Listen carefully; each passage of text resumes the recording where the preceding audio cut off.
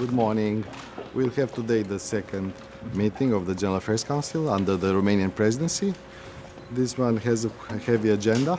We'll discuss about a wide range of issues. We'll start with the agenda of the March European Council. We'll discuss about the subjects like growth and jobs and competitiveness of the European Union. We'll discuss things which are related with the single market. In the same time, we'll have a discussion on climate change, which is as well on the agenda. And another item that is on the agenda is the item that I think Romanian presidency is so dear to, which is the disinformation and how we are going to be able to protect and defend the European elections from any interference from abroad. In that sense, I think for the first time, we'll have Council conclusions on the fair and free elections. And this is a holistic approach which combines issues which are related to cybersecurity, issues that are related to the fight against disinformation.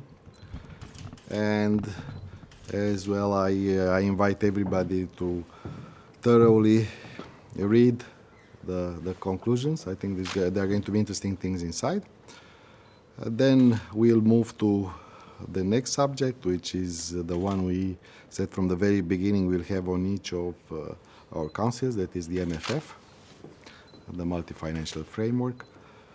We'll build upon the thing that we closed with the Parliament, the first sectoral file, the digital euro file, of course with no numbers, but we agreed on the rules with the Parliament, and this is the first sectoral file that has been fully agreed between the Council and the Parliament.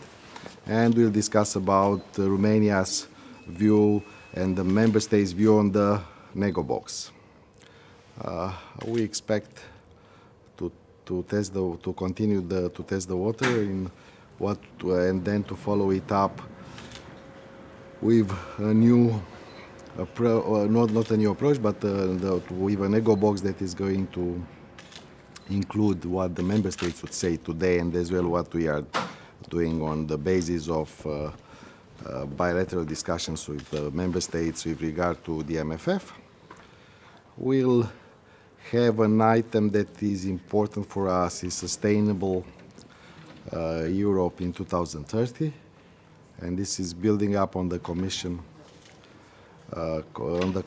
paper that is coming out, and is going to include 3 scenarios that where Europe could be looking into the overall development goals set up by the United Nations.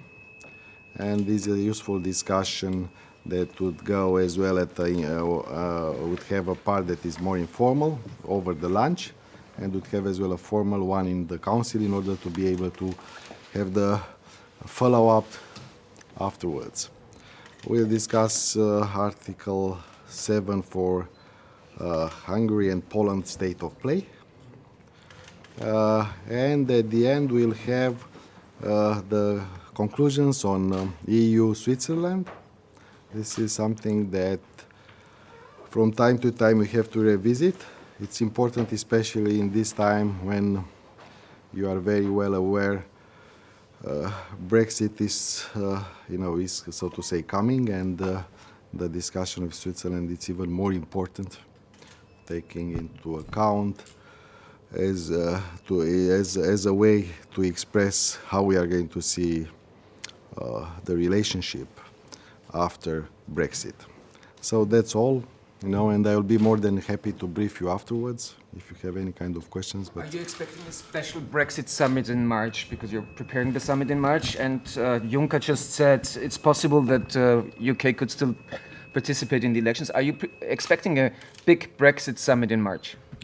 It's going to depend actually on the talks here. What we are discussing about is the regular summit, is the regular council that we have in March, and has the typical agenda. I forgot to mention that another important subject that is on the agenda of the Council in March is the EU-China summit.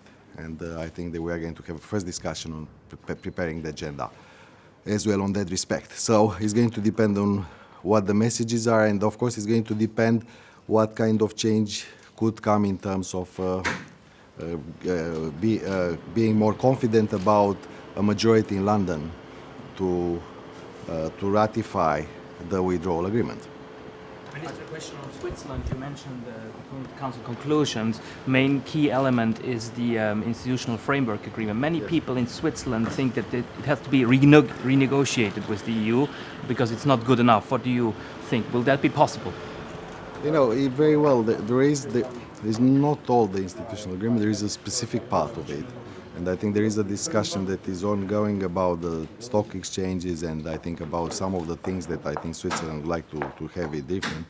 But I think in this time to change something would be not be the right path, because basically, as I mentioned, with Brexit and everything, I think it's very important that everybody has its own passions, and then we keep the institutional agreements that we have in place, because other than that will create a greater level of disruption. So it's very important that we have these conclusions in order to reaffirm that we have to stay as we are.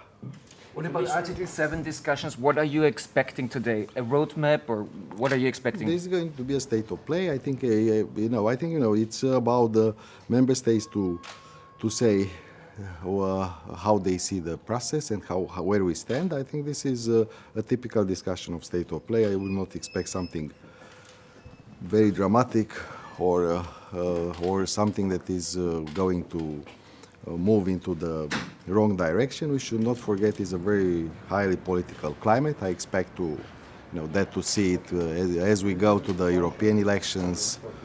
I think we are going to have a little bit of too much politics, but of course the presidency as an honest broker is going to be ready to hear everybody and to listen to everybody. Do you expect a brief from the Commission on its intentions to send Poland again to the European Court of Justice?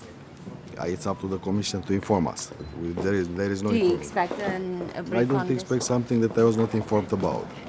I will expect what goes on in the Council. So I don't, and frankly, I did not get that kind of information.